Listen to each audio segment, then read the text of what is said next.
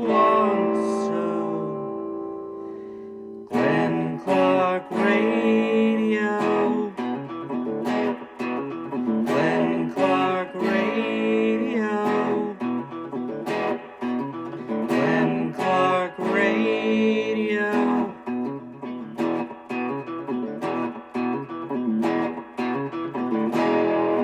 Duke sucks. Good morning. It is a Monday edition of Glenn Clark Radio and a game day edition of Glenn Clark Radio as we get ready for Ravens Lions tonight in Baltimore to wrap up week 3 of the NFL season. Today's show is brought to you by Navy Football. They're back in action coming out of the bye, sitting at 3-0 on the season. It's an exciting time for Navy. And it's a time for you to be there. Single game tickets are on sale. Don't miss the exciting home game schedule. Features AAC matchups and the Commander-in-Chief rival Air Force on Saturday, October 4th. Don't miss all of the exciting action in historic Annapolis at Navy Marine Corps Memorial Stadium. Get your tickets today at NavySports.com. Go Navy, beat Army. Coming up a little bit later on this hour, our buddy Lomas Brown, Lions color analyst, is going to join us. We will preview the other side of tonight's contest. Later on this hour, we continue our celebration of 30 seasons of Ravens football all year long. We're catching up with members of the inaugural 1996 team. The great Derrick Alexander is going to join us a little bit later on this morning. That's coming up on a Monday edition of the program.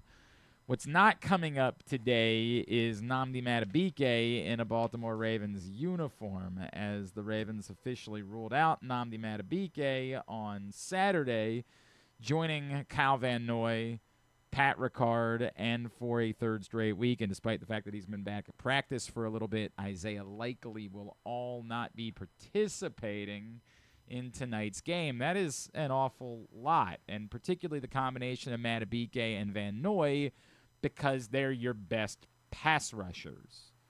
Admittedly playing two different positions, but Madubuike had probably been their best overall pass rusher at this point in the season. Well, I was going to say, since he became a full-time starter. Yeah, I don't know. I mean, Justin Houston, flashes of Justin Houston. No, I think Van Noy would very much still be that guy, but Madubuike certainly for that 2 years ago, that year, no doubt, he was the best pass rusher. So it's concerning because remember Madubuike was on the practice report the injury report the previous week, but it was a completely different injury. I believe it was an ankle the previous week leading into the Browns game. This showed up as a neck injury.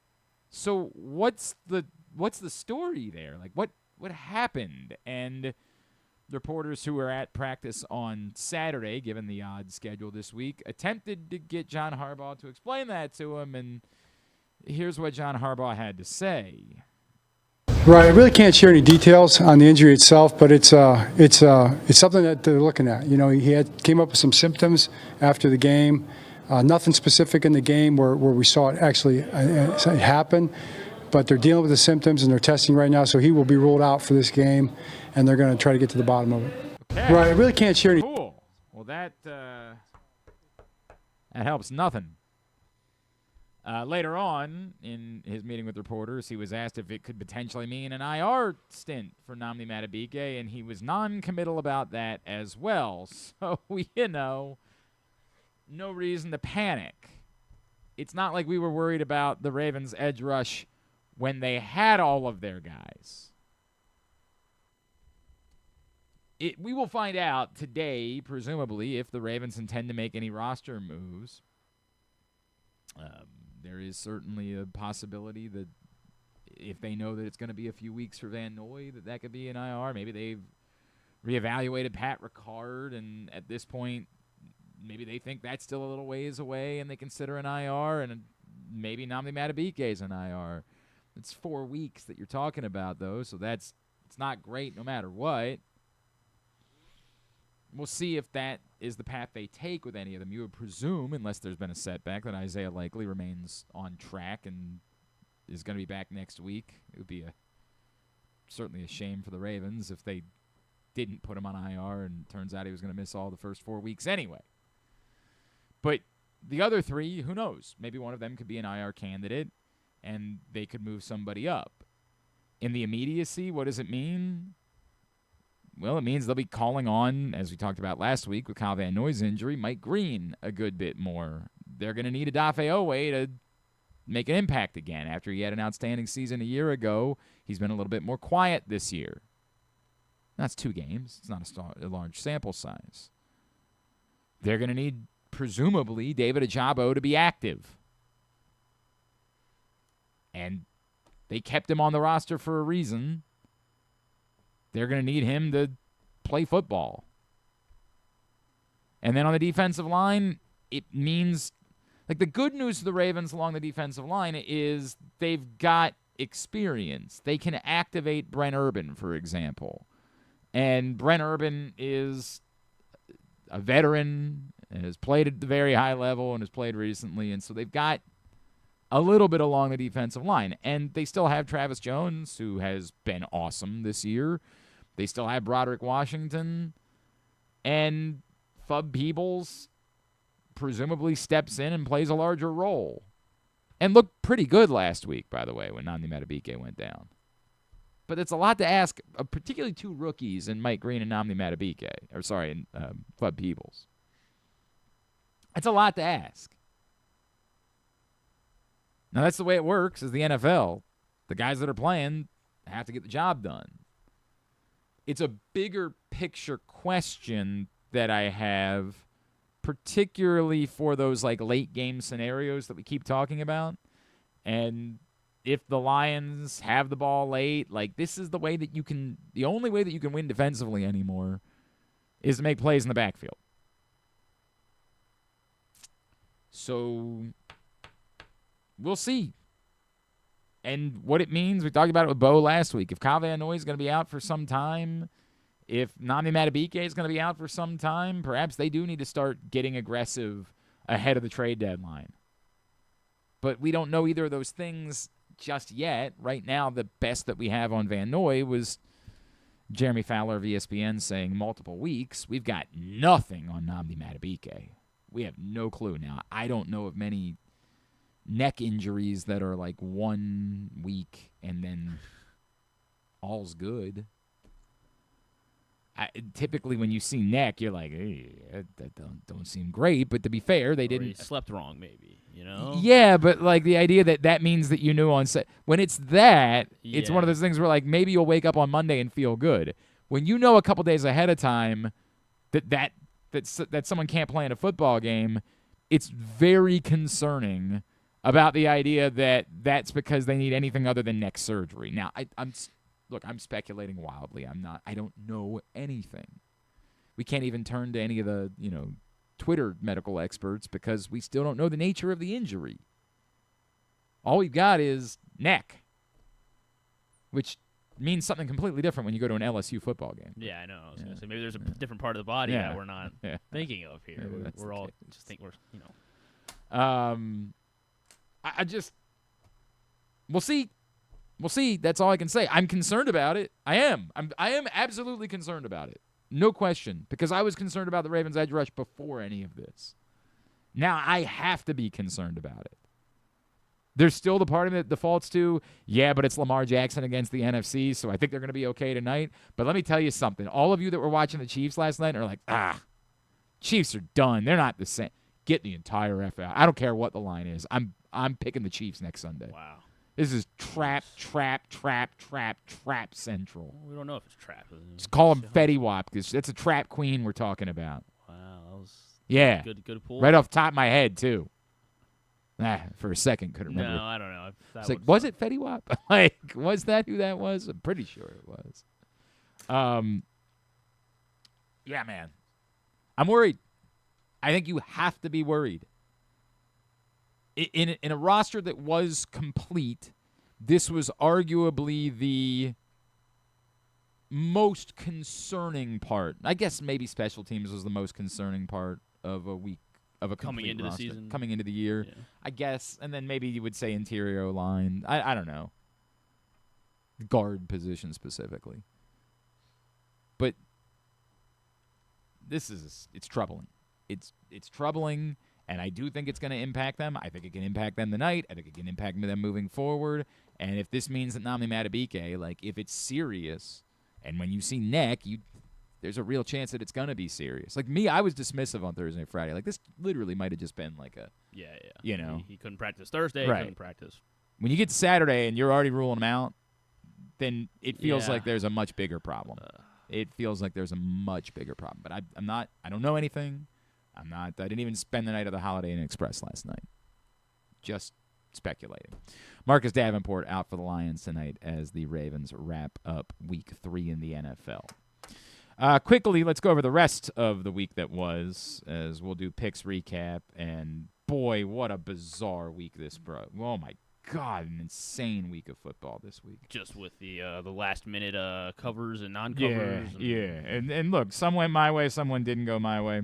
What a win for Maryland. The two big ones, I think, both went my way. So. Good. Oh, good. You better pour that horseshoe out of your ass.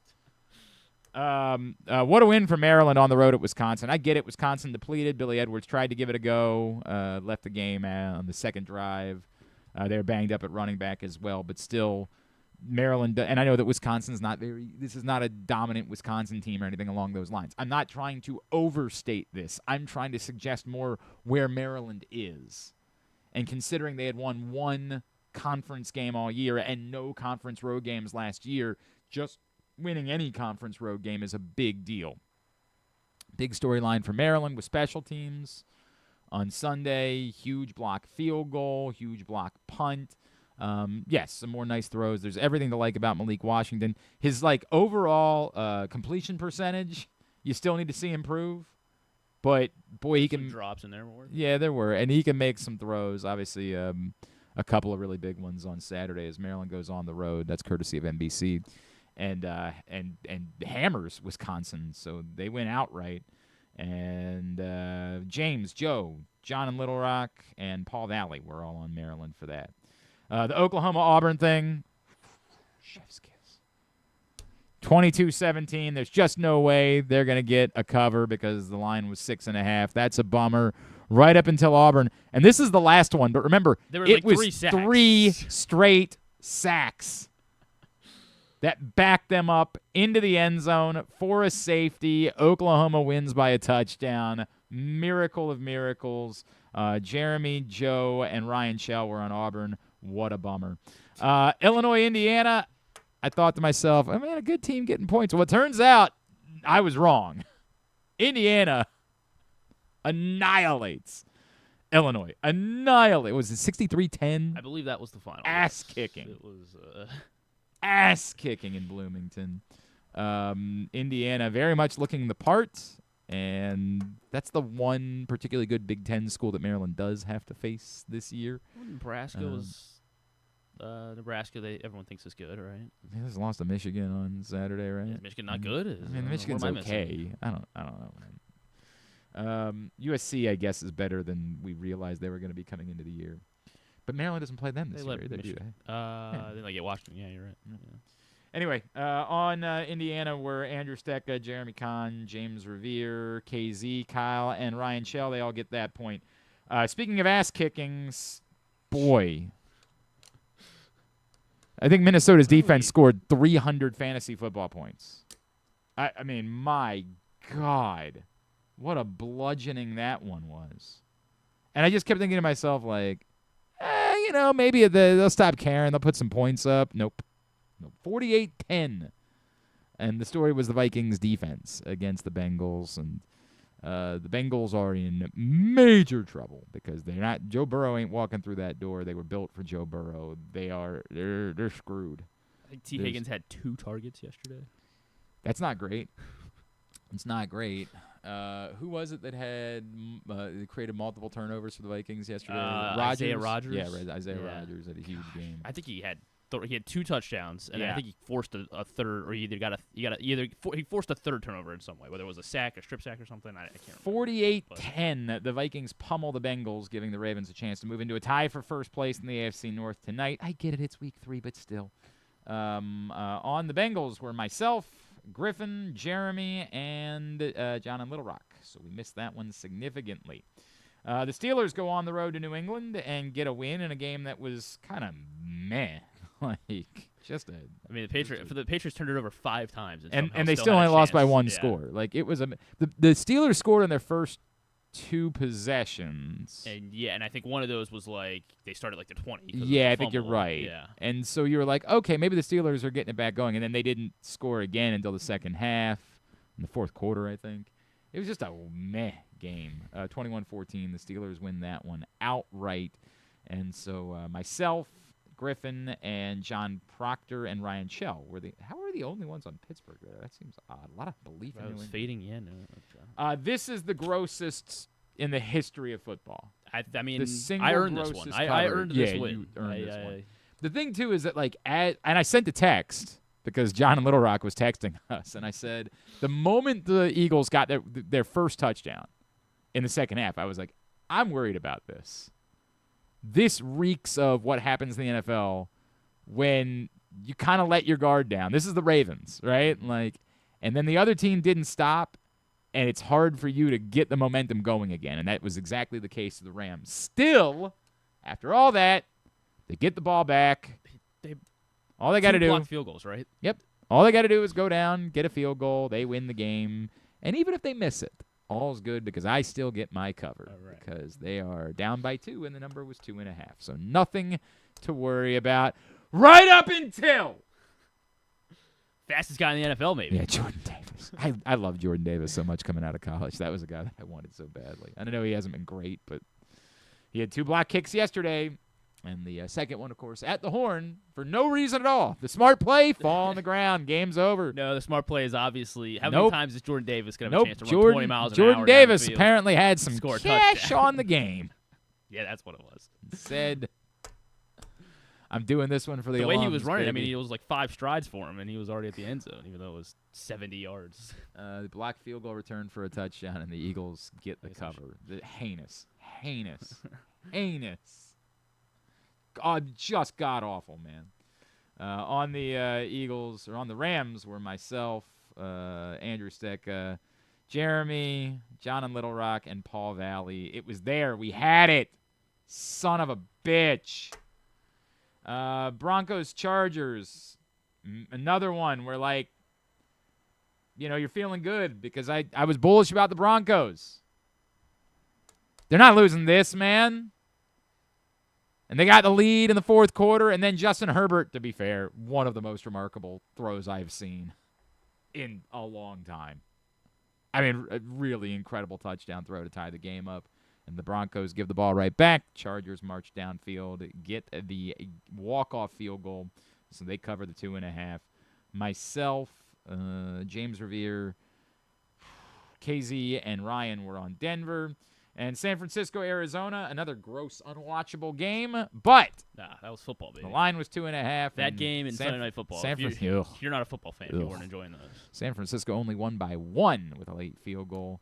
So because of that, myself, Andrew, Ryan, Paul, and John all get an Arizona cover. So going into tonight, everybody's somewhere between. Oh no! Who was 6-2? We had a big 6-2 week. Somebody was 6-2 this week. That was Proctor making a move. Big 6-2 week.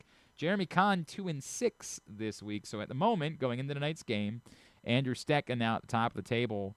A game in front of Jeremy and James. 2 in front of Griffin and Joe. Paul Valley still at the bottom of the table, but 5-3 for the week. Along with Ryan Shell, also 5-3, so he's still a game behind Ryan at the bottom of the table.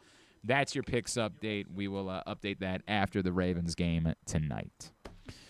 Today's show also brought to you by Live Casino and Hotel Maryland, the best place to watch every big game, every big fight night. It's Inside Sports and Social with a 100-foot media wall. Great food and just steps away from the FanDuel Sportsbook at Live Casino and Hotel Maryland. Ravens-Lions tonight. That means we get an excuse to catch up with our buddy, guy that's been doing radio with us for decades. He is Lions color analyst and legendary former offensive lineman. The great Lomas Brown is back with us now here on GCR. Lo, it's Glenn in Baltimore. It's always good to hear your voice, my friend. Thank you for taking the time for us. Yes, sir, Glenn. How are you today? And thanks for having me in this beautiful city, man. It's a beautiful day here today. It is. You can't ask for a whole lot better than this. It's going to cool off a bit tonight, but it's going to be perfect football weather for Ravens Lions. Lo, I guess let me start with a couple of things. One, 2 years ago, the Lions came to Baltimore, and they were riding high, and the Ravens just really kind of kicked the crap out of him in that game, right? Yeah. I don't think that tonight's game is going to be the same. I think it's going to be far more competitive, but tell me why it's going to be far more competitive tonight than it was in 2023. Yeah, well, these guys, and a lot of them are still on this team. They've had 2 years to just kind of think on what happened in Baltimore. And, you know, I just say this is a different team. Even though a lot of the players are the same, I just think the attitudes are a little different. I think these guys, we have felt the pain of disappointment, meaning going 15-2 last year and getting knocked out the first round, and of course the year that we lost to Baltimore, being able to get to the NFC Championship game and losing. So this is kind of a hurdle and a measuring stick for where this team is and where this team wants to go this year. So it's a big game, and I do expect these guys to play a lot better than they played 2 years ago here. So tell me about what happened week 1 against the Packers, because obviously the team that we saw last week against the Bears looked a lot more like the Lions team that we expected coming into the year. It felt like the national narrative, Lo, after week 1 was, oh, maybe the loss of Ben Johnson is going to hurt the Lions a lot more than we expected. But was that just, hey, you know, give credit to the Packers? They looked really good. What was that? And is all well because of what we saw in week 2? Yeah, I mean, a lot of moving parts. Like you mentioned, no Ben Johnson, no Aaron Glenn. If you think about it, basically 3 new guys in the middle of our offensive line that we had. You know, you got guys coming off injuries, Aiden Hutchinson, and I just don't think we were ready for Green Bay. Green Bay really took it to us. They were more physical. Those guys were swarming. It was a home game for them. They had everything lined up emotionally that they needed to beat us in that first game. That was a great rebound in the Chicago game. Some of the errors that we had in Green Bay, they cleaned up a lot of those things, and you can just see how the offense operated against the Chicago Bear team. To me, this is the litmus test right here. You can't get too high, as we know, and you can't get too low in this game. So I think this is an important game to let the guys know just where we are and, again, what type of team we want to be this year. He is Lomas Brown, Lions color analyst. He's with us here on GCR. Lo, you bring up Aiden Hutchinson. That really stands out to me. Kind of a slow start. I know he did get his first sack last week. Is that just him sort of still building back up from what was a devastating injury? Can we expect that, you know, hopefully not tonight, but maybe in the next couple of weeks, that he'll go back? I mean, like, again, obviously at the point at which he got hurt last year, he was, you know, very much in the conversation for Defensive Player of the Year. Do we assume that he is building his way back into that here in the next few weeks? Yeah, I think he is. I really think he's trying to get back. And look, that was a devastating injury that he suffered. And, you know, a lot of times when you suffer injuries like that, not only is it physical, but it's mental too, you know, knowing that you could get back out there and be the same person that you were. So I think he's rounding into shape. But I said this the whole time, Glenn. It's kind of like Aiden's out there with one arm behind his back because, you know, he needs help. Yeah. You know, regardless of Aiden being, you know, the type of player he is, he does need help. So to me, it's going to be those other guys, you know, the Al-Qaheem Muhammad, the guys in the middle, Talik Williams. Those guys are going to have to help Aiden. Not only when Aiden's getting double teamed and they're single block, them trying to win their one-on-one matchups, but them creating enough pressure in the middle to try to force the quarterbacks to break contain and come out to an Aiden Hutchinson. So I think it all works like a hand in a glove. I think, like I say, he's an outstanding player, but he still needs help too. Lo, I wonder, strategy. A week ago, we saw the Browns really kind of sell out to try to slow down Derrick Henry. And to be fair, I think everybody now knows the Browns' defense is insane, right? Like, it's amazing. For everything they don't have going on, their defense is incredible. But that said, what do you think the strategy is for the Lions facing Lamar Jackson and Derrick Henry? That's maybe the difference from what we saw the last time the Ravens and the Lions played. A week ago, the Browns dared Lamar Jackson to throw outside. He said, okay, cool, and just threw for 4 touchdowns. What do you think the strategy will be for facing Lamar and Derrick Henry in the same backfield? Yeah, as you know, our DC Calvin Shepard said he's had a lot of sleepless nights leading up to this game, trying to game plan against a Lamar Jackson. I tell you what, the number one thing I know we're going to have to do, we're going to have to shut down the run. We're going to have to do that. Now, I don't know if you load the box as much as Cleveland did, because, again, like you say, Lamar can kill you. But that's going to have to be the number one thing, and I think where that starts at is with our defensive line. They're going to have to dominate the line of scrimmage to help the linebackers versus a Derrick Henry. And then the other thing to me, Glenn, is Lamar. When you rush this guy, you just can't rush him all wild. You got to be controlled in your rush when you're rushing Lamar, and it's going to be imperative that we not let him break contain. So when you rush, you're going to have to kind of rush to kind of keep him in the pocket.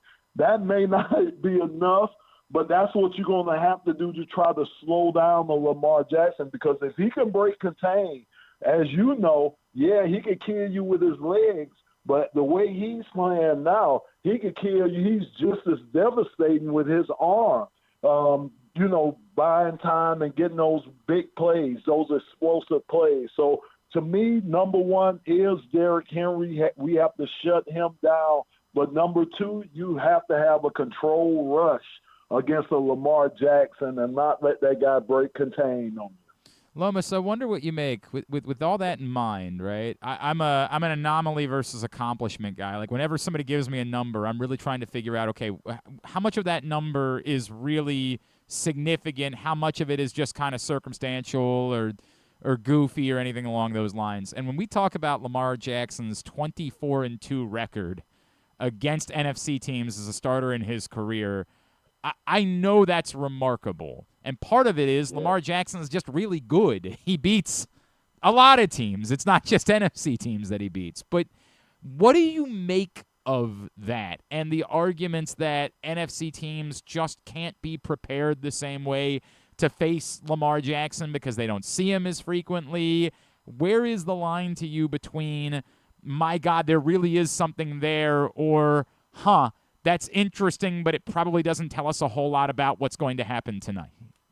No, it's something there. It's something there. He has enough body of work to let you know that this guy's legit, that what he's done, like you say, going up against the NFC, and basically, like you say, going up against the NFL, period. He is one of the special players that has and will continue to play in the NFL. He's done it. He's done it on some of the biggest stages, not the biggest, because I know you guys want to get to the Super Bowl, but he's done it. He's done enough to show that he is one of the top quarterbacks that has played this game, and he's still young. He's only going to continue to get better. You see it in his fundamentals. I'm watching his fundamentals get better each and every year. Now you're putting weapons around this guy. You know, I mean, I could just see this getting better and better. And like I say, if the defense can continue to get better and support him in the ways that they need to support him, he's going to get to the mountaintop. And you all, like, the mountaintop is getting to the Super Bowl. So it's nothing phony about Lamar Jackson. He is legit. But Lomas, is it? Do you think it is because the NFC thing specifically that these guys just don't see him as frequently? Is that what makes it so unique that he's that much better against the NFC? I think the biggest thing is until you see this, like you say, you see it in person. Yeah. I mean, you just don't know how fast this guy is. You just don't know how accurate he is. You could say the same, too, about a Josh Allen. I mean, you see this guy in real life, and you just don't know how big he is. You don't know how strong that arm is and how elusive he is. That's how Lamar Jackson is until you play these guys. So, no, I don't buy into the, we don't see him enough in the NFC. There's plenty of film out there on him because, like I say, he has a great body of work. So, no, it's just the explosive athlete that he is. He's thinking the game more and more. He's getting so much smarter in the game. And those athletic tools that he has, those are tools that not too many quarterbacks have ever had that have played in this league. So, no, I don't think it's anything, like I say, misconstrued about the way he's played against the NFC or he's played against the NFL, period. Lo, if the Lions are going to do this, if they're going to come into Baltimore tonight and get that statement win, show me what the roadmap is. Like, what does the game need to look like for them to be able to do it? I'm telling you, the roadmap, and I'm hoping that it happens this way, the roadmap has to be that we get the coin toss, and instead of deferring, I think we have to take the ball. I think we have to put up points against Baltimore, and we have to do it early. That killed us last game, falling behind so far that we had to scrap our game plan. I think if we could get an early score up on the board, kind of keep pressure on Baltimore to keep scoring with us because we have a very good offense, I think that'll bode well for us, especially later in the game. And if we're close late in the game, I think that gives us an equal opportunity to win the game. So hopefully we'll be able to get that coin toss and take that ball, and let's see what we can do. I hope the other, Lomas. I'm not going to lie to you. I hope that's not the case. But there is this weird feeling, right? There's this almost like kindred spirits thing going on between Baltimore and Detroit, with the exception being that obviously in Baltimore there have been Super Bowl. Like, I get that it's more significant in Detroit because they haven't experienced it. But two franchises that have been at it for the last couple of years and haven't been able to get through, and I think a lot of people in Baltimore have been like, man, I do pull for the Lions. Like, I do pull. Dan Campbell seems so likable, right? Like, it's a long-suffering fan base. I think there's a lot of that here. It's just not tonight. That's just the reality. And you're right about that, the comparisons. And, a lot of people said last year, well, we want to see a Detroit Lion, Buffalo Bill, Super Bowl. Well, I would love to see a Detroit Lion, Baltimore Ravens Super Bowl. And I talked to Quadre Ishmael, and I told him I still got PTSD from the Super Bowl when I lost against the Ravens when I was with the Giants in 100%. 2000. Super Bowl 35, no doubt about it. Yes. Lomas Brown, of course, you can follow him on Twitter at Lomas Brown 75. Love you, brother. I mean this. You've been doing this with us for decades, and you always take the time. And we always talk about how just when we hear your voice, it brightens up our morning, man. You are really, really good at this. As good as you were as a football player, you are equally good at this, my friend. Thank you for taking the time for us. Enjoy the game tonight. Let's talk soon, all right? We will, Glenn. Thanks. Appreciate you, brother. The great Lomas Brown. Love that guy, man. He's awesome. Always appreciate him taking the time for us. All right. Today's show, or how about this? Coming up before the game tonight, you can hang out with Stan the Fan Charles, Ross Grimsley, and Luke. No, not Luke tonight. Special guest BJ Surhoff tonight, 5 o'clock. Talk some baseball. Facebook.com/PressBoxSports. If you miss it live, YouTube.com/PressBoxOnline or PressBoxOnline.com/video. It's all brought to you by the Costas Inn and the all-new Costas Inn, now open in Timonium at the Grandstand. Stan the Fan Charles, Ross Grimsley, and BJ Surhoff tonight at 5 o'clock. Facebook.com/PressBoxSports. We'll come back in and we'll continue our celebration of 30 seasons of Ravens football. We'll do that next. Derrick Alexander. It's Glenn Clark Radio. Feeling sluggish, unfocused, or not like yourself? It could be low testosterone. At Gameday Men's Health, we specialize in testosterone replacement therapy to help men boost energy, improve mood, and regain confidence. Our treatments, including testosterone cypionate, are safe, natural, and tailored to fit your lifestyle with weekly injections or pellet therapy. Get started today with a free testosterone test and feel the difference. GameDayMen'sHealth.com. Gameday Men's Health, where men reclaim their game. For fans of the Costas Inn, and who isn't, I have some great news. Now there's a second location to go along with 4100 North Point Boulevard. This one is at the Timonium OTB. This is Stan the Fan, and I have been a fan of the Costas Inn and Triantafalo's family for going on 30 years. They're open for lunch and dinner, same great Costas feel, same great menu and quality food you've been enjoying for well over 50 years. The exact address on your GPS is 2200 York Road, and their phone number at the new location is 667-406-1975. If you're new to the Costas experience, get ready for a real treat. All wrapped up in a new spacious dining room in Timonium at the OTB. If you want steamed crabs, you have them, and the full menu at 4100 North Point Boulevard. The number for reservations there at Costas, 410-477-1975. Gambling can be a fun and entertaining experience, but there are risks involved. If you're planning on betting on the game at the casino or on your phone or computer, know your limit, stay within it. Set a budget and a time to stop. Remember, gambling isn't a financial solution, and it doesn't mix well with alcohol or drugs. Know the risks and have a plan before you begin gambling. For free and confidential services, call 1-800-GAMBLER 24/7 or go to helpmygamblingproblem.org.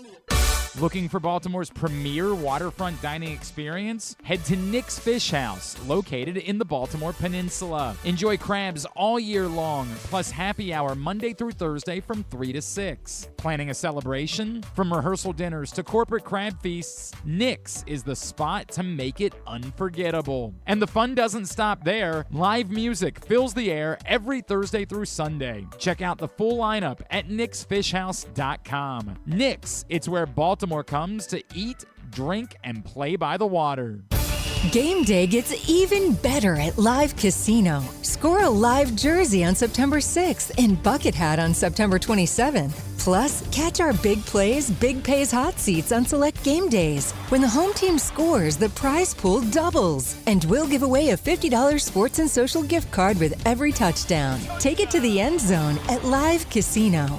At Arundel Mills, must be 21. Please play responsibly. For help, visit mdgamblinghelp.org or call 1-800-GAMBLER. Make the most out of every day in your Toyota RAV4. Available in hybrid or gas-only models. A RAV4 can get you where you want to go in style. Check out buyatoyota.com for deals on new RAV4s from your local Toyota dealer today. Coming back in here with Glenn and the other guy, Garrett, whatever his name is. You know who they are. And also tonight, after the game, make sure you're with us for Project Game Day. Myself, Rita, Stecca, I think. KZ, maybe. We got, obviously, the holiday impacting that. Tyus Brown. Tyus Brown. Who's Tyus Brown? Who's Tyus Brown? I don't know Tyus Brown. Where did that even Why come is he from? joining us? I don't know, man. I don't know what's going on with me today. Can we just start it all over again? Can we just hit the music and we'll just talking to Lomas? try again? Is that what it was? Did I look up and see? Maybe that is because I see on the screen. I see Lomas Brown. Maybe that happened there. No, it's not your fault. I'm just trying to figure out what happened. Tyus Bowser, of course, will be with us for Project Game Day. Project Game Day is brought to you by Gameday Men's Health, as well as Live Casino and Hotel, the Costas Inn, 1-800-GAMBLER, and helpmygamblingproblem.org. Look forward to hanging out with you tonight. You can watch it live. PressBoxOnline.com/GameDay. Of course, Facebook and YouTube immediately following tonight's game between the Ravens and Lions. Come do that with us. A couple of responses. Don is still getting after John Harbaugh. Harbaugh is job is on the line tonight. No, I hate to disappoint you. But I don't know what to make of Ajabo and Owe. I have no idea what to make of that. I like the nickname for Owe. Yeah, no way. Of course you do. The guy had double-digit sacks last year. We just want to No, you've just decided that because you cast judgment on him, that didn't happen. This is just what we do. I mean, how many sacks when did we he have don't this year? I understand. As I said, he's off to a slow start to this season. I said that earlier, but this is the thing that we do. John in Little Rock really concerned about Madubuike's injury and for him. And that's there's a deeper conversation, obviously, there that goes beyond just the impact on the Ravens. That when you're talking about a neck injury, that's, again, depending on the severity, it could be huge. And that's part of the issue with we just don't know anything right now. And I'm not even mad at the Ravens for not telling us. They're probably trying to figure it out. It's just the difficulty of talking about it is that we don't know the story. We do know the Baltimore Ravens are celebrating their 30th season this year. And joining us now, all throughout the year, every week, we've been catching up with a different member of the inaugural 1996 Baltimore Ravens to talk about their memories of then and what the franchise became. And, of course, you'll remember in the early years of Ravens football, the first couple of seasons, oddly, it's very strange to think about, the defense might have been a little bit of the weaker side of the ball. The offense was thrilling. It was exhilarating, and it was in part because of our guest today, former Ravens wide receiver. He's now the head football coach at Avila University. It's a pleasure to welcome back to the program Derrick Alexander, who is with us now here on GCR. Coach, it's Glenn back in Baltimore. It's always good to catch up with you. Thank you for taking the time for us this morning. Man, appreciate it. Thanks for having me on. Absolutely, Derrick. I wonder if you could take us back, as we've been talking to guys that were part of the 95 team about this.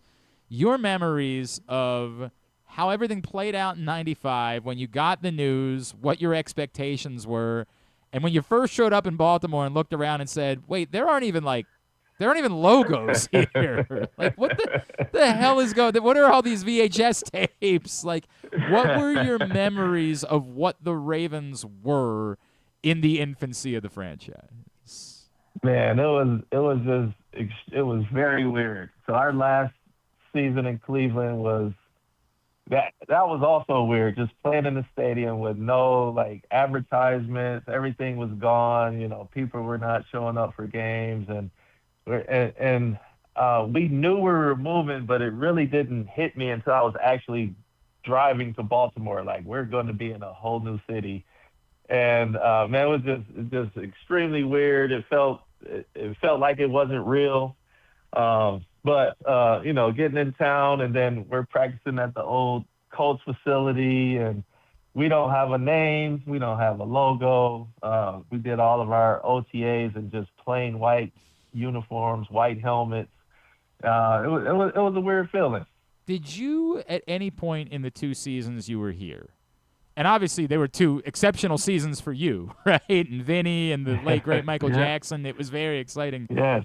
Yes. But it was a struggle, right, on the field. Did you, at any point in those 2 seasons, have any sense for what might be coming for the Baltimore Ravens? Like, when you left, did you have any, like, oh, man, I'm leaving right when the iron's getting hot? Or did you have that feeling of, I don't know, man, maybe it's time for me to get out of here. I don't think they're going anywhere. I mean, no, I knew we had a good team coming up. Our offense was very good. I mean, we scored a lot of points, and our defense was giving up too many points. But, you know, we started drafting well our first season. Of course, we drafted Ray Lewis and Jonathan Ogden in our first round. And you could tell that it was going to be better. Didn't realize it was going to be that good. You know, won a couple of Super Bowls, but knew that we would have a good team coming up. You know, once our offense started clicking pretty good, you know, they went to work on the defense, drafting guys, bringing guys in that played a big role in making that team become a Super Bowl championship team. Derrick Alexander is with us as we are continuing to look back on 30 seasons of Ravens football. Derrick, how did it happen? Like, in your mind, what do you think is the reason why that franchise that had no logo, that just had nothing, how did it become one of the model franchises in all of pro sports?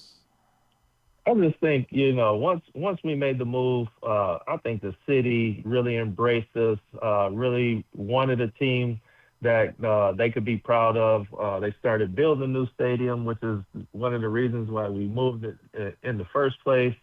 You know, somewhere we could call home. I never got a chance to have that as my home stadium. I was the Memorial Stadium guy, but I just think the city embraced those guys, embraced us. Guys felt that love from the fans, and the players. We just felt like, this is home now. Let's make the best of it. I mean, and obviously the best was made. There's no doubt about that. No doubt. The Ravens have gone on to great success. Derek, as you watch, and I know you've got a job, so I'm not suggesting that you're like watching every game, but this is Lamar Jackson that we're talking about. I think people are generally paying attention to what's going on. As you watch now, like, it's funny because recently I had a conversation where I said, I think right now the Ravens have like their deepest wide receiver room ever, and then I'm like, all right, there was Michael Jackson and Derrick Alexander. Like, that did happen once upon a time. This is clearly the best offense since then, if not the greatest offense in Ravens history. What impresses you the most about Lamar? What really like makes you say, wow, this guy is just special and truly one of one? Yeah, he's just over the years just become a better and better quarterback. With his his athletic ability, obviously he can run and do all those things, but just becoming a better passer. I think he's smart. I think the way he runs the offense and gets in and out of plays very well. And just getting the ball to his playmakers. Him being one of the playmakers, right. when they call his number, he makes a play. When he has to throw the ball, he makes a play. Man, it's just very impressive on how he controls the offense and makes that thing run very smoothly. Do you still feel like, I know it was only 2 seasons, do you still feel like a connection to like a lot of guys talk about like the way that they're treated by the organization as alums? No. Yeah, no question, man. The Ravens, I met my wife in Baltimore. Wow. I still go to Baltimore. I get invited back all the time. They always send things. They always stay in communication with me. Coach Harbaugh always says, once a Raven, always a Raven. I've had a chance to do the Bill Walsh coaching with the Ravens. Just being around the franchise, man, is just like, I definitely still feel a part of the Ravens. Once a Raven, always a Raven. I really feel like I'm a part of the team still, even though I left. But that there is still a place in my heart for the Ravens. Did you get one of the whistles they sent out before the season? I have one of them. Have you used it on the practice field by chance? I have not used it yet. Okay. It's still sitting in the box. I have it displayed though. That's cool. So that's something that I hold dear, man. Like, we got hats. Every year they send us some kind of trinket, something that we can just display. So I have a lot of Ravens paraphernalia in my office. Man, it's just it's great to feel a part of those guys. And like I said, they stay in communication with me and everybody else that played for the Ravens, and I still feel like I'm part of that community. Derek, I wonder for you, right? Like, I remember when you were back at Morgan a few years ago, and it tickled me so much. Why is this something that you care to do? Like, the coaching at the NAIA level is not sexy. Like, it is not. You guys are probably not going to be on game day this week, if I had to guess. We won't be on game day, man. But I just feel, football's in my blood. I love just being around the game. I love being able to coach guys and teach guys things that I've learned throughout my career. And just being able to stay a part of football is really the biggest thing for me, where I can keep that connection. What is it like? Do you find yourself? Do guys still connect with you? Does it still resonate that like you accomplished the things that you were able to accomplish? Does that mean something to guys? Do you feel like they're paying more attention because they know that you've been able to live it out that way? Well, half of the guys have no idea that I play football until they go back and say, "What? You really? Really? You're not lying? NFL?" You're not lying. You were actually kind of good at this. Right. You're like, man, I didn't realize you were that good. I'm Right. like, yeah, man, just, I'm not just saying stuff.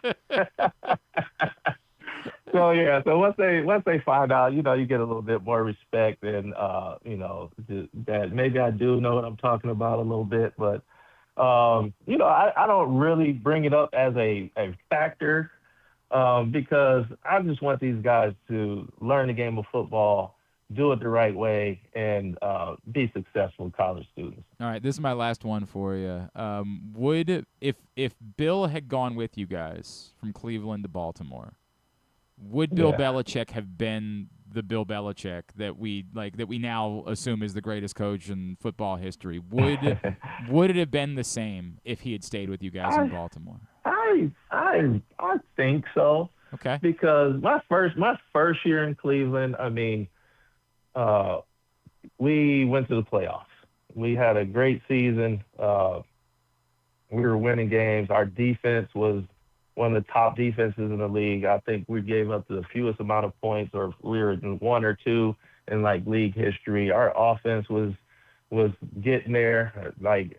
So when I got there, our defense was probably a little bit ahead of our offense, but we had a good offense. We had basically the same guys that we had when we got to Baltimore.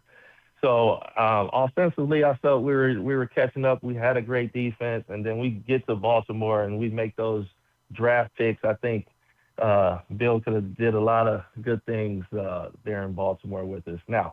But, I mean, you never know. I'd like to think so, because I think he is a great coach. But, I mean, I guess we'll never know. That is the eternal conversation we'll discuss forever. I know it's been a tough start to the season. Let's go get a win this week, all right? Let's go do No that. doubt. Derrick Alexander, it's always great to catch up with you, man. For a kid, I was 13 years old when the Ravens came to Baltimore. I'd never had a football team. And the way that I immediately fell in love with watching you and MJ and Vinny, it really means a lot to guys my age. So we'll forever appreciate that, and how you taught us to love football in Baltimore. Thank you for taking the time for us this morning. Appreciate you having me on, man, and anytime. Really appreciate it. The great Derrick Alexander with us here on GCR. For those that are a younger age, dude, those teams were not very good wins and losses wise, but they put up lots of points, and they were a lot of fun to watch. And Derrick Alexander and Michael Jackson catch the ball from Vinny Testaverde. It was a lot of fun. So you're saying I need to go back and rewatch those 96, 97 seasons? I don't know that you need to, because, again, you're not going to see a lot of wins. There weren't a lot of memories. There was a game against the Steelers. They won at home. That was a big deal. And did it feel like anything, though? Because the Steelers did. They weren't this. It wasn't that, right? Like, it wasn't Ravens Steelers. So were the Steelers? It was just. Did the Steelers automatically hate the Ravens, though? Because the Browns rivalry? No, not really. That didn't come. Remember, the Ravens' rival, the first rival, was the Jaguars, right? And then it became the Titans before it ultimately became the Steelers after that. So it actually took a little while before it became Ravens-Steelers, which was ultimately the great rivalry in Baltimore. So appreciate Derrick Alexander taking the time for us this morning, and we'll continue to do that all season long with members of the inaugural Ravens team. But right now, I want to do something else. I want to go out to Owings Mills, because my guy Tony D is out at Gameday Men's Health in Owings Mills. And I have been telling you guys about Gameday Men's Health for the last few months. We've gone out there, we've made some fun videos, we've done lots of different stuff. But I still don't think you fully understand why it is that Gameday Men's Health is just a little bit different than anywhere else that we talk about. And Tony, I'm afraid you might have just frozen up on me. I'm afraid that's the case. Oh, there we go. There's my guy. Tony, what's going on, buddy? How are you? Oh, Tony, are you muted? There we are. Yo, Glenn. What's up, dude? How are you? Morning, brother. How you doing, man? So, Tony, I'm great. So, for people that don't know, my story, my connection, the Gameday Men's Health, I'm 42 years old. And I woke up one day and said, I don't understand. I don't feel the same as I felt 5-10 years ago. And I don't know how to put it into words, right? And, like, it's not something that you ever want to talk about with, like, your buddies. You don't want to walk in and be like, hey, man, I don't know that I feel like a man anymore. You don't want to say those things. Right. So I go over to Game Day Men's Health, and I'm worried maybe I'm low T, and you guys are like, that's not the case. So I end up on peptide proteins, and those have been wonderful. I talk about it all the time. Tony, I play tennis on Sunday nights, and it used to be that I wouldn't be right again until Tuesday. And now I wake up on Monday, and I feel fine, right? Like I feel good to go. Peptides are pretty freaking amazing. Peptides are, for those who don't know, they're short-chain amino acids, and there's hundreds of them. And, some of the ones that I'm on and that Glenn are on are good for guys that are a little bit older, maybe helping us feel a little bit better. Dude, it's been the biggest thing, Tony, that I feel, and then I want you to show everybody Game. That's the reason why we're doing this. But the biggest thing that I feel is it used to be when I would wake up in the morning, right? I would just wake up and it would be a production. Like I would make noises. I would wake up and it would sound something like this. I would sound like my grandfather, And I couldn't believe I was 40 years old going through that. And now I wake up in the morning and I'm just like, all right, I'll sit up and I'll get ready to go on with my day. And I remember. And Glenn, I am grandfatherly age. And you know what? I'm not on testosterone either. I'm only on a peptide. Wow. Yeah. I'm on Sermorelin. Dude, it has been. I cannot explain how much of a difference it's made in my life. And it's just a small thing, right? Like as I always say, it's not a miracle. It's not like I'm gonna go run 70 miles today or run a super marathon or something like that. It's just the way that I feel. That's changed. I found that I'm just able to build muscle again. I got I'm not gonna show you guys, but. I got a little bicep again. Oh, come on. Show Tony. Give us the gun show. Come on, man. It was gone. And I started on Sermorelin at the beginning of the year, and there's a couple different ways you can take it. There's a little troche. It's like a little piece of candy, or you can do it as an injection. Either way, it works great. And in my case, in Sermorelin, it helps my pituitary gland produce more human growth hormone, like when I was younger. Yeah. So it's not an exogenous, goat or cow hormone that I'm putting in myself. It's just something to helping myself do what it used to do, and that is have my human growth hormone produced naturally. It's awesome. It's pretty cool stuff. It's awesome, man. So what I love about Game Day Men's Health, right? Not only that it's helping me, but the first time I walked in, knowing nothing about Game Day Men's Health at all, I realized immediately that I didn't feel like when I go to my doctor. Yeah. And I talked about this with Dr. Ferrer. I said, there's something about going to your doctor's office. It just feels sterile. You don't want to be there. It feels like militant. You feel like you're almost at a jail. You're lined up. It's almost inhuman. And from the moment that I walked into your door, I was like, this feels more like going to my barber shop. This feels more like hanging out. Totally intentional. Yeah, it just. You want guys to feel at home. You want me to give the guys a tour? I would love for you to show everybody what it looks like. I'm gonna flip this camera around. All right. So Tony D'Agostino from Game Day Men's Health is with us, and that's the front door. So here we are coming in off our lobby. Yep. You can see our signage, and let me get permission from this guy to film him. Hold on a second here. Hey man, I'm doing a live feed. Do you mind being on it? Do you mind being on it? Okay, I'm gonna. Would you mind stepping in that office real quick? Thanks, brother. All right, so there's our staff. Say hello, ladies. Hi, ladies. Got Adrian on the left and Grace on the right, and here's our waiting room, guys. So okay, let me start, Tony, with the waiting room. Go ahead, man. Because I will admit, and I have had to tell, unfortunately, everybody on your staff, I don't do a great job of drinking enough water during the day. It's something I know I need to do more of, right? And so the moment I walk in, I walk over. Look at that. Look at that cooler, loaded up with various hit the beverages, flavored waters, things along those lines. Guys that don't like drinking water, they got that. Also, did you show them the snacks, Tony? Show them the snack bar, man. Oh yeah, we got snacks. Dang. Look at that. Look at that. It's complimentary snacks. Press box stuff here. I love that. I love that print issue of press box right there. But that's what you walk into, right? Like you walk into it immediately. It ain't like going to the doctor. You're sitting down. You're getting yourself a granola bar. You're getting yourself some little bit of protein, something that gets your day going. And then you end up in the offices that don't look anything like. They are so much more comforting than your typical doctor's office. After these ladies say hello to you, the first step is usually right in here. This is our blood draw room, our intake room. This is, check this out. My buddy owns part of the Venice soccer team. He gave us that. He gave us that jersey. Swear to God. That's really cool. He's a guy. really lives over just around the corner. But they actually have a soccer team in Venice. Where do they play in Venice? In Venice, he owns part of the Venice. But where do they soccer play? team. It's all water. Like, where the hell do they play? I don't know. I've never been over there. Questions. Oh, I've been to Venice, but I haven't been over to watch him play. All right, well, you and I are going. We're going to make that trip.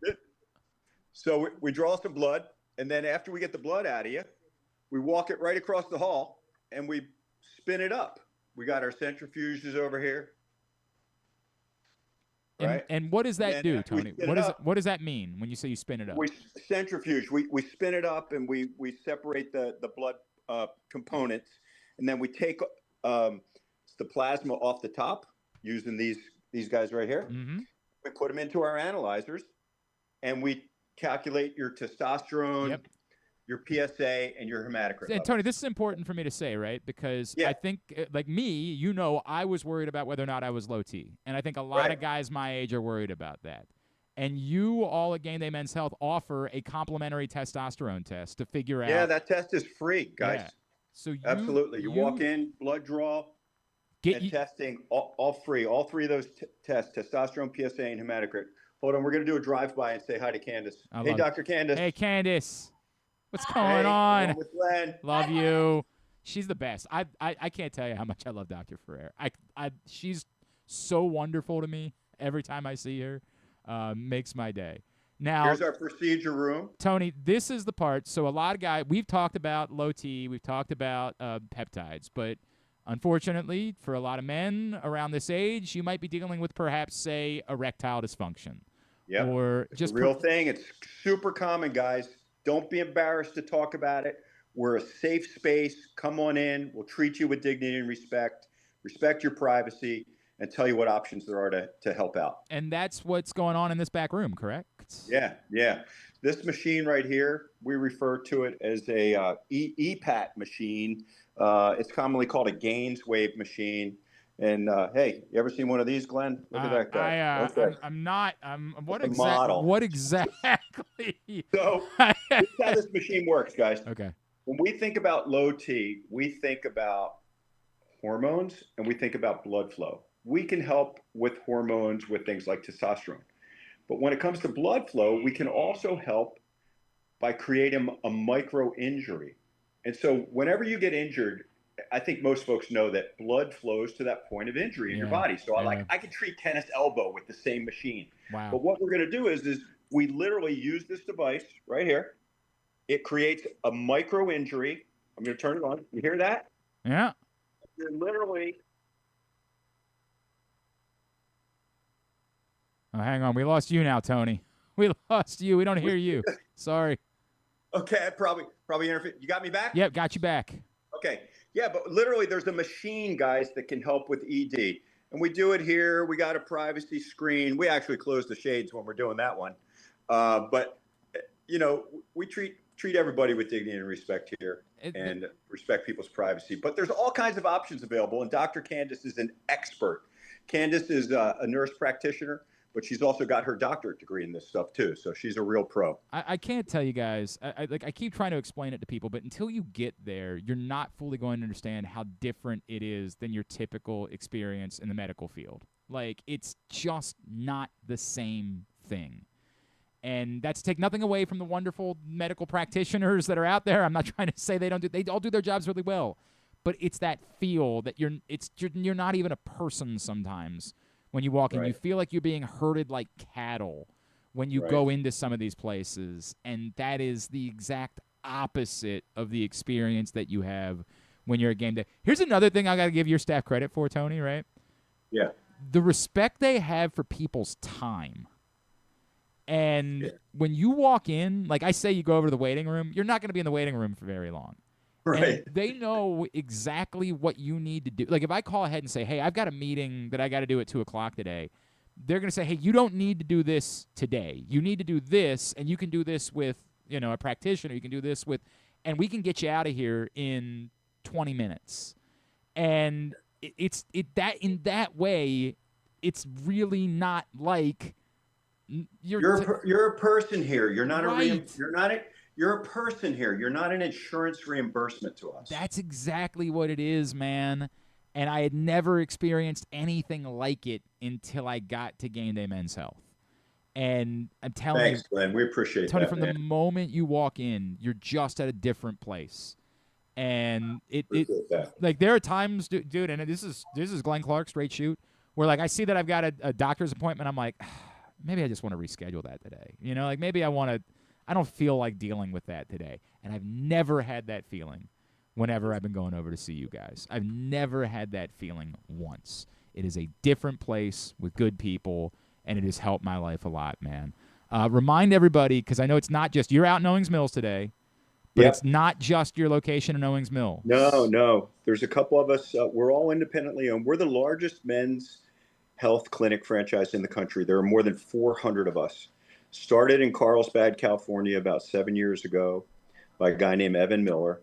We were the first to open in Maryland. We also have another clinic in Frederick. We have a partnership clinic in Columbia with our friend Chris Harn. And Chris will be opening up in Annapolis, I think early next year is his timeline right now. So yeah, that's us. We'll have 4 clinics in the Baltimore metropolitan area. And, we have availability most days. We're open Monday through Thursday. Friday we use as an admin day to, fill scripts and get caught up with people and make phone calls and all that kind of stuff with our patients. Yep. But yeah, we're available Monday through Thursday for guys. And, we do see ladies as well for weight loss. I'm so glad you brought that up because I actually had someone reach out to me that asked about that, and I didn't know until I found out in a different conversation. But because we talked about this, our friend John Colson, who's down 14 pounds from working with you guys. Yep. John's made amazing progress. And it's something that it's hard to explain because, again, you and I might be talking about it soon because I go to the gym every day. And yet you get into your 40s and your metabolism just ain't the same as it was when you were in your 20s. That's the reality of the circumstances. Yeah, we help guys. We're seeing more and more younger guys with low T. Historically, I think people thought it was an older guy's problem. Yeah. I'm going to be 67 on my next birthday. And a lot of guys think, this is an older person's problem. And I'm telling you, we're seeing guys in their 20s and 30s every single day. Man. With low T. It's really become an epidemic. And, when my wife is a board certified MD, she's our medical director. When we were talking about opening this clinic, she came across some research, Glenn, that talked about the number of guys in North America, and it's measured in the millions that are on antidepressants that never had their testosterone level checked. They go to their doctor doesn't understand the problem, and they put them on antidepressants, when in fact, maybe they just needed some testosterone. It really is a real issue, and we're helping a lot of guys every single day. Well, Tony, I'm telling you, it has impacted my life. It has been a major benefit, and I'm continuing to share the message with everyone who will listen. We appreciate you. 443-264-4454, correct? Correct. That's the number. Yep. GameDayMen'sHealth.com. You want to know more. And again, if nothing else, that complimentary testosterone test. Hey, it's free. It's free. Come on. Just find out. Get the answer. How much is it? It's free. Correct. Just get out. If you've been dealing with this, just go get the answer to the question. And maybe you'll be like me. Maybe you'll find out I was Mr. T, right? Like I pitied the fool, as it turns out. I had all the tea. But that doesn't mean that there isn't a way that they can help you, and they've helped me. Yeah, good stuff. Tony, you're the best, brother. I'll see you soon, guys. all right? Thanks for having me, man. Thank you, buddy. Tony D'Agostino from Gameday Men's Health out in Owings Mills. Of course, Columbia and Frederick as well. Columbia, 443-266-3505. Frederick, 240-931-3717. I'm telling you, that it's way more like when I go to my barber's shop. In fact, I would actually tell you it's more personable sometimes than when I go to my barber. I was going to say, I just kind of want to go hang out in that waiting room. There are times, I'm not kidding, where I've actually been sitting in there doing some work, right? They'll either have music playing or the game or something. Like it's something like that. There's a game going on. Sometimes they'll just put on like an old game. Like, and I'll just find myself like I'm watching like a replay of the 1997 NBA Finals, and I'm just Good finals, right? Yeah, right. I'm distracted by it. I'm like, oh man, MJ really good. And then I've got a granola bar, right, and I've got a fizzy water, and I'm just like, man, this is living. Like sometimes when I'm in the straight shoot, because I work at Stevenson as well. Sometimes when I'm in the neighborhood and I just have work to do in a day, and I don't feel like driving back here doesn't make sense. I'm like, maybe we'll just wander over and hang out at game day for the afternoon. Like, I know everybody. Like, I think they'll be okay with me being there. It's a different place, man, and they're doing incredible work. So appreciate them being a partner with us, and continue to tell you guys that whatever you're dealing with, stop pretending like it isn't a thing. Or just because it's not. Like, a lot of us as men, we go to the doctor when we break a finger. Like, that's the way that we operate. You go to the doctor when you break a finger? Yeah, when I break a finger sometimes I'm just like, it's a setback in, we're good. But yeah, man, like you're dealing with stuff, and you're not talking to anybody about it because you don't want to, and I get that. And it might be causing issues in your marriage. It might be causing issues with your relationships in your life, professionally. Don't deal with it anymore. Game Day Men's Health. All right, we'll come back in. We'll get a tidbit. We'll get tubular, and we will wind things down for a Monday edition of GCR. For fans of the Costas Inn, and who isn't, I have some great news. Now there's a second location to go along with 4100 North Point Boulevard. This one is at the Timonium OTB. This is Stan the Fan, and I have been a fan of the Costas Inn and Triantafalo's family for going on 30 years. They're open for lunch and dinner, same great Costas feel, same great menu and quality food you've been enjoying for well over 50 years. The exact address on your GPS is 2200 York Road, and their phone number at the new location is 667-406-1970. If you're new to the Costas experience, get ready for a real treat. All wrapped up in a new spacious dining room in Timonium at the OTB. If you want steamed crabs, you have them, and the full menu at 4100 North Point Boulevard. The number for reservations there at Costas, 410-477-1975.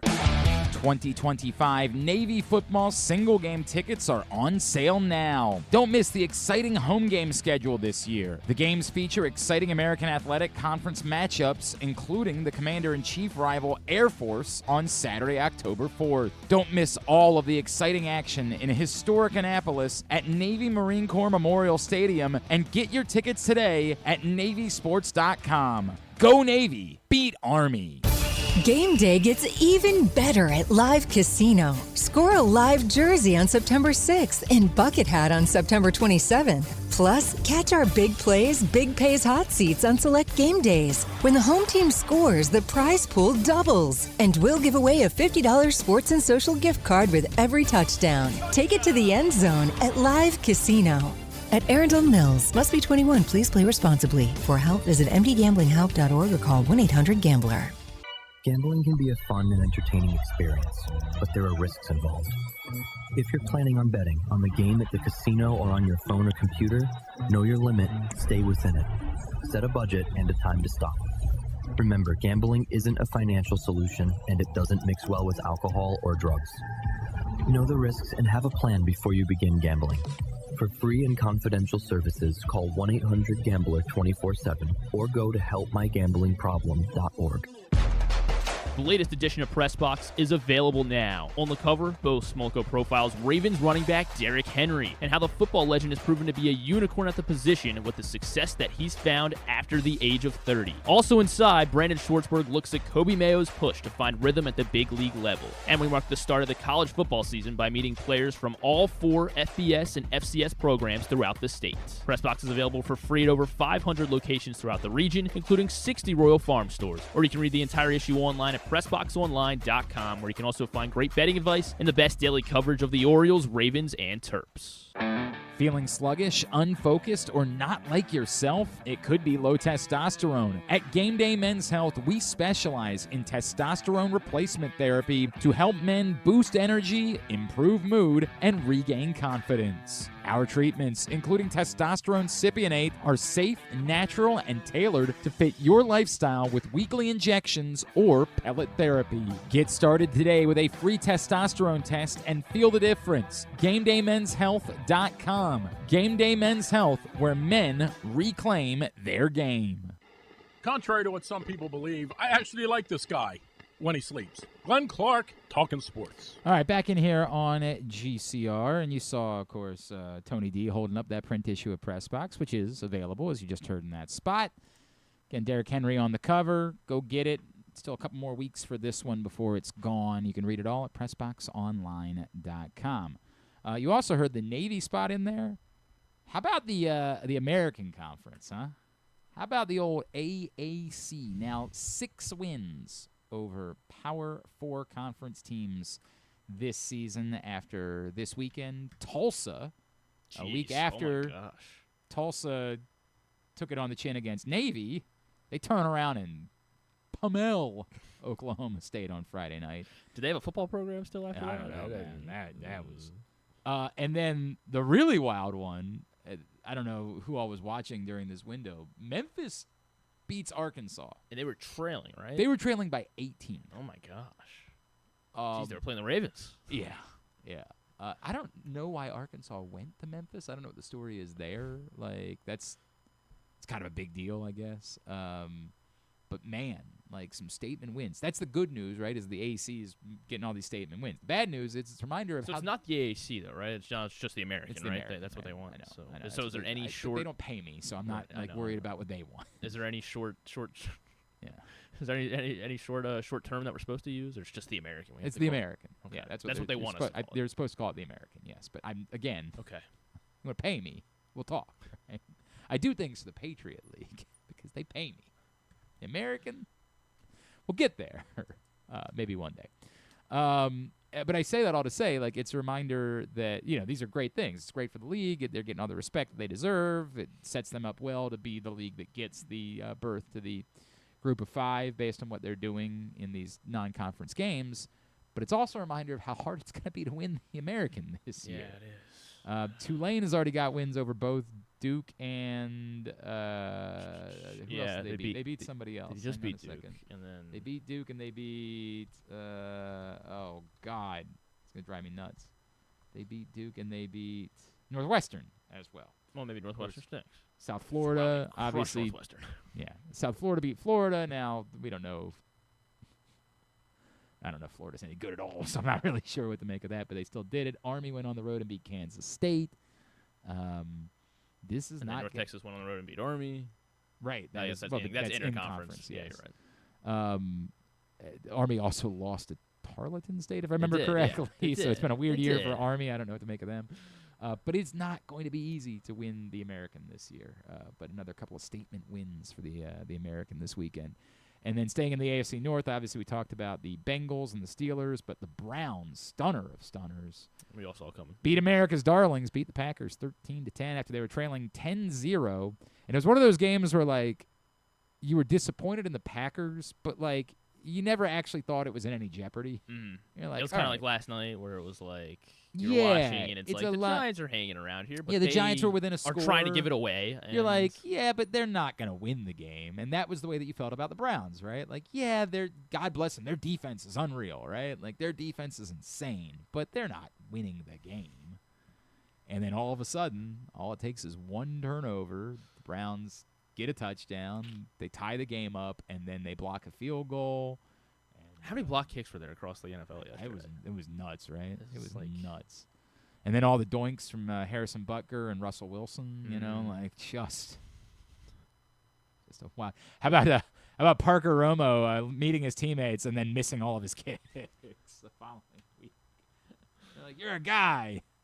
Maybe not so much. Maybe it was better you didn't bother to learn anybody's names, as the Falcons score 0 points. 0. To back up their win over the Vikings. It's the reminder, this is why betting is impossible. Panthers are good. Yeah, is that what it is? I thought you never actually know anything. You never. I think I won't be able to find the graphic quick enough, but someone shared the total yardage. Like the Falcons outgained the Panthers by over 100 yards and averaged like over a yard more per play than Carolina. It's goofy sport, man. 30-0. Goofy sport. A couple other people. John says the Terps still have tough games left. Don't act like the game's ahead or a walk in the park. No, I'm definitely not saying that. And I still have no idea how I feel about Maryland. Like I have no idea what they are, other than know They've won one more conference road game than they won last year. They've already matched their win total. And they only need one more win to get to 5. And that's all that matters to Griffin. That because is he all that gets matters. his Although, I over. mean, I'm rooting for a bowl game. Let's get a bowl. Well, and that's what I said. To me, after what happened last year, just getting back to a bowl game could be considered progress this year. Now, the results do still matter. Like, are you competitive in these games? Yeah, when Indiana comes here, are they going to win 63-10? Like, is that? It seems like they got a pretty good chance. Are you competitive? And I don't think it's just because even if you get blown out by Indiana or maybe even at Michigan or against Michigan, it's worse because those games are at home, right? Like you Michigan's want those, coming here. Yeah, both those teams are coming here. You want those home games to be at least competitive. I don't know how we feel about Illinois, but if Illinois gets back on track and they go out to Illinois and they lose by 3 touchdowns, maybe not the end of the world. It's a road game. You want the home games to be competitive. If somehow you find your way to 8 wins, and again, that's 8. I'm not talking about doing something special. I'm talking about getting to 8. Then you can really talk about progress. And if you're able to keep Malik Washington, and he continues to play like this, then it gets really worrisome if we win 8 games. Understood. I understand. The way that Malik Washington is playing, and given how he was now, as we talked about ad nauseum, there are plenty of places that wanted Malik Washington. It's not like Maryland. Who's the quarterback at Ole Miss, or who's the backup at Ole Miss that's playing now? Yeah, Chambliss, who came from Ferris State, right? Correct. Yeah. And everybody's like, "How did this guy end up at Ferris State?" That Maryland didn't discover Malik Washington, and now the world knew Trinidad Chambliss. Thank you. Fun name. Everybody knew. Other places offered Malik Washington a lot. He chose Maryland. Now, does that continue to be the case? I don't know. That's college football now. But if they can build off of this, win some games, and keep Malik Washington, it goes a long, long way. But, yes, to John's point, every Big Ten game is going to be difficult for them. It's going to be the case. And they still have a freshman quarterback. But the next 2 are at home, and that's a big opportunity for them to start making a statement. And you can somehow beat Washington, maybe even beat Nebraska at home. Like, now you got your things are really interesting. But right now they get a bye week. Just good spot to be, having started with a win in Big Ten play. Trying to think if there was anything else that we didn't cover that we needed to. Orioles played. They did. Played baseball? Yeah, we'll put 3 up and 3 down up at the Glenn Clark Clark Radio. it? No. Why not? Why would we do that? Because we got time. No, we don't have time. The show is supposed to be an hour. We're at an hour 24. Yeah, but it's a right Ravens now. game day, so it's but we're not talking about the Ravens. Well, so we're not going to do that. but we got to fill the time. God bless Kyle Bradish, and God bless Trevor Rogers. the pitchers. Oh, do you want to see should we play the video of the boys doing karaoke on Friday? Who are the boys? I don't know who the boys What do you mean are. the boys? You don't know who the boys are? I didn't. Kevin and Ben and Jim. But God love them. Our boys. I'm glad they did it. God love them for doing that. The starting pitching, good. Look, I got a column coming up today at PressBoxOnline.com that is about the Orioles, but it's about why it is that I don't think that Tony Mansolino should be the manager moving forward. That's my opinion, and I've shared it with you, and it gets into... Everybody wants to know if you think they'll bring Charlie Morton back. Oh? He got DFA'd. Oh, did Things are bad for the Tigers. Why? What happened? I don't understand. What happened? I'm not anti Tony Mansolino. I don't think he's a bad guy. I think he deserves an amount of credit. But I think the worst offense in baseball since the trade deadline matters as much as anything else does, because that's when it's been all of the guys that are going to be here moving forward. This is the moment. These are the guys. And I dove in on some of these numbers. The only guy since then that really you write home about is Dylan Beavers, who's OPS 870, which is really amazing. Westberg, since the managerial change, is still OPS right around 800, but the health problems are what they are. Gunnar Henderson has OPS 798 since the change in manager, but that's down from his career OPS was 842. Everybody else since that, Jackson Holliday has been a sub 700 OPS guy. And his on-base percentage is 300. Like, it's this, and again, I'm not trying to suggest that means those guys are no good. It's that, to me, Tony Mansalino, and whether or not he could be the manager moving forward, was not going to be about what his record was, because his record was never going to be good enough for a playoff run. So the record was not my concern. It's neat that they've won a few more games than they've lost. Like, that's bully for them. But if they were 10 games under 500 because the pitching wasn't very good, and Jackson Holiday, Colton Cowser, Adley Rutschman when healthy, if these guys were all producing and it looked like they had figured something out, Heston Kjerstad or Kobe Mayo looked like a definitive answer as a power hitter. If that was the case, then I'd make a strong argument for Tony Mansalino because he found something with a group of guys. They look lost. And those guys, these are the answers. They're going to be the guys moving forward. So when other people bring up, like, maybe Tony Mansalino has earned the opportunity, I respect that. And if he gets the job, I hope he's the greatest manager of all time. But my opinion is that the offensive troubles are the actual part that matters here, because those guys are definitively the guys moving forward, and they have to be better. And he's had months, and they haven't been better. They've been meh, if not outright bad. And so that's where my opinion comes from.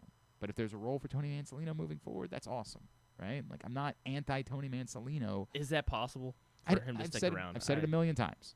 If you encourage a manager to consider Tony Mansalino, I'm for it. You just never force someone. You never, ever, ever say, you're the guy if you keep this guy around. No. No.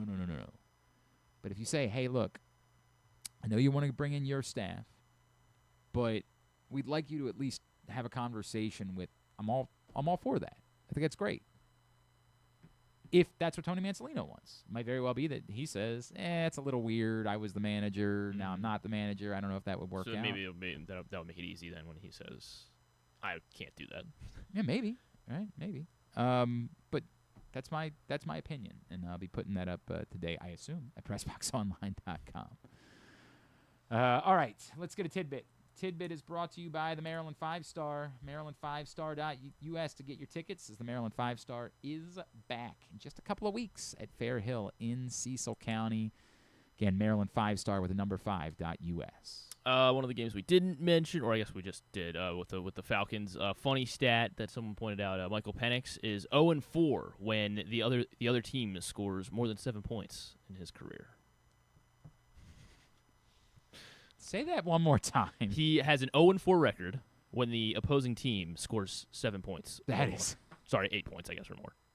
When they score over 7, so it's been not a great start for Michael Penix and the Falcons right now. The Colts, they did finally punt in their win over the Titans, but they are led by Indiana Jones 3-0, and they have punted just once. They still only punted just the once though in the game, so fewest by any team over its first 3 games of an NFL season since at least 1940, as ESPN shares that one. And then the Vikings are the first team in NFL history to have 2 passing touchdowns, 2 rushing touchdowns, 2 defensive touchdowns, and 2 made field goals, all before the fourth quarter of a game started. How about that? Yeah. As they destroyed the Bengals. And then the Cowboys just killed the over 50.5. We were riding strong. Yeah. No defense was going to be played in this game. Yeah. And then Dak, or I guess Joe Milton, came in late too, and they threw 2 end zone interceptions in the fourth quarter when we were sitting at we were at 45 points in the game. Yeah. Before the end of the third quarter. And you're like, this is easy. And got it. All we needed was one more touchdown, and the Cowboys said the Bears let you down too there. Yeah, but they were. They got the ball back, and they did, but they were. They were like, we're gonna win. So they went hardball and went uber conservative, and since they were playing the Cowboys, there was no comeback. And then since I hadn't done it yet, let's do my favorite tidbit that I usually do at least once a year. So I like to point out the new pass catchers coming to the Ravens. And who has the best? And what pass catchers have the most receiving yards in their first year with the Ravens? So candidates this year are like DeAndre Hopkins and LeJontay Wester. Okay. So there are 6 players with over 1,000 yards in their first year as a Baltimore Raven. Steve Smith. Steve Smith, yes, went over 1,000 in 2014. He's fifth, got the fifth most among first-year pass catching Ravens. They all were over 1,000. They all went. The top 6 all went over 1,000. Yes.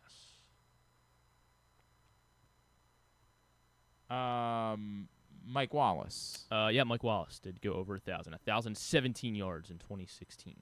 Does this count the 96 team? Of course it does. Well, because that's cheating. No, it's not. They're Baltimore Ravens. This is their first year Yeah, as Baltimore but Ravens. that's cheating. Michael Jackson and Derrick Alexander. They are both on the list, yes. That's cheating. It's not cheating. It's Who's definitely number cheating. 1 and who's so they're 1 and 3 on the list. There's one guy who also Michael Jackson had more yards. He did. than He had Derrick 1,200 Alexander. yards in 1996. Number 1 most yards by a new Raven, and then Derrick Alexander had 1,099. I'm glad you told me they had to be over 1,000 because, like, I definitely would have guessed guys that Yeah, I were know, under 'cause- 1,000. Yeah. Mace. Yep, Derek Mason Yeah. finished 4th. He had over 1,000 yards in 2005. Yeah. And you're missing number 2 on this list. Missing number 2. Missing number 2. It has to be Kadri, right? Yep, it does. Okay. It does. Kadri had 1,100 yards in 1999. So Michael Jackson, Kadri, Derrick Alexander, in their first year as Ravens, and then so guys like And all he Zay was Flowers thinking all was year 7th. that year is one day I'm going to do a high school football game with 16-year-old Glenn Clark. Wow. That's all he was thinking. Is that what you were thinking as well in 1999? Not remote. Oh, I'm gonna call a high school football game with this guy one day. No. The funny, because I had to update the list from last year. So guess who last year's newest Raven leading receiver was? Last year. The first year Raven leading receiver. Tez with 1 catch. No, because they had a running back that was. Oh, right, year. Derrick Henry. He had was. 193 Yeah. receiving yards for right. Derrick Henry. But yeah, the number 2 is Tez Walker with 21. Third on the list with 16 yards. 16 yards. I don't know. Anthony Miller. Oh, I forgot that Anthony Miller played. And then fourth with 6 yards last year. Deontay Johnson. Deontay Johnson Yeah. had 6 yards. Man. All right, very good. Let's get Tubular. I think we've already done everything. I guess Tubular's just brought to you by me, right? Like, go me. Go Glenn.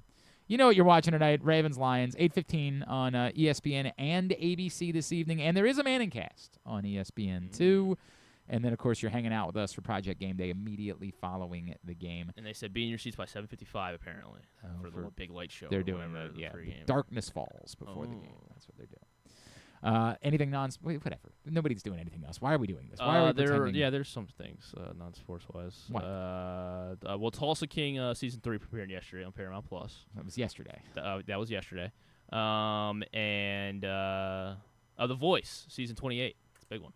Going head to head with Monday Night Football. All right, we'll get it up at GlennClarkRadio.com. Bonus tidbit. Who are the 4 judges on The Voice? Who effing knows? Is Snoop still involved? He is. Yeah. What about Reba? Is she still involved? Yeah, she is. Reba, Snoop, Is Michael Bublé. Still Michael Bublé. involved? Look at this. You're a regular viewer. Well, I only know from the commercials. They're like, I'm wearing my Reba underwear. Can he go 4 for 4 on The Voice judges? The 4th one is Blake Shelton. No, not Blake The 4th Shelton. one is. I got nothing. Former member of One Direction. Really? Yeah. I don't think it's Harry Styles. It's not I think Harry he's doing. Styles. He's doing all right. It's Is it not. Zayn Malik? Nope, not Zayn. Is it Louis Tomlinson? No, and Louis unfortunately is no longer with us. Oh, I forgot. Yeah. That's right. He did. Oh, I feel bad now. Niall. There you go. Niall. What's his last name? Niall Horan. Niall Horn. There you go. Oh, Niall. That was my next. It's my next guess, as you can tell, because it was my next. Who was the last one? Was Who was the 5th member of One Direction? Was it Liam? Yeah, Liam. Liam. What's Liam's last name? I don't know what Liam. This is a true story. There was a song Liam that Payne. Zayn, Liam Payne. Liam Payne. There you go. There's a song that Zayn Malik put out. That was a banger. Yeah. Is it Slow? Is it Slow Hands? Is that the Slow one? Hands. Yeah. Sweat the sweat. Something. There's maybe another one too. Did he? They're all good. Did like he they're do Pillow good. Talk? Wait, no. Niall did Slow Hands. Now did Slow Hands, and he did Pillow Talk. Yeah. Zayn did Pillow Talk. That song's a jam. My boys Pillow Talk. Animal Years covered Pillow Talk once when I saw them live. It was they're dope. even as One Direction. They were a great band. They were. gonna disagree on that one. No One Direction song who did anything for me. I mean, I don't that's think. what makes you beautiful. No, that song stunk. That was for 12-year-olds. Okay, well, I mean, I did happen to be 12 It when was that probably song a came bit. out. I but understand why it works for you. The best song ever was a better One Direction song. That song was okay. Did you like? Were you a Big Time Rush guy? No, it was not. I couldn't tell you anything about Big Time Rush. Big Time Rush. Was they the were best. definitely for children. That was definitely a band. And yeah, but it continued. What about the Naked Brothers band? Did you Couldn't tell you you know anything them? about. Don't know. Not familiar. Sorry, got nothing for you on that. All right, thanks today to Derrick Alexander. Thanks to Lomas Brown. We'll get that up in the greatest hits section of the Aspiration tab at GlennClarkRadio.com. Tomorrow on the program, normal Tuesday stuff. Bo Smolka will join us to recap Ravens-Lions. We will do our preview of Waiver Wire Wednesday with Joe. We'll just have to move that around a little bit because obviously Ravens will take precedent tomorrow. Stuff and things. Yes. Stuff and things. Well, you got a Ravens game. That is true. We will be discussing that. We'll do our slaps to the helmet after they blow the lead tonight. Wait, what? What?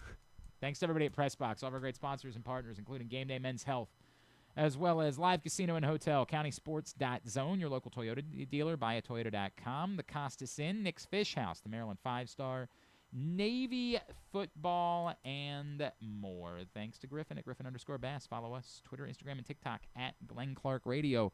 Have a great Monday evening. Go Ravens. Duke sucks.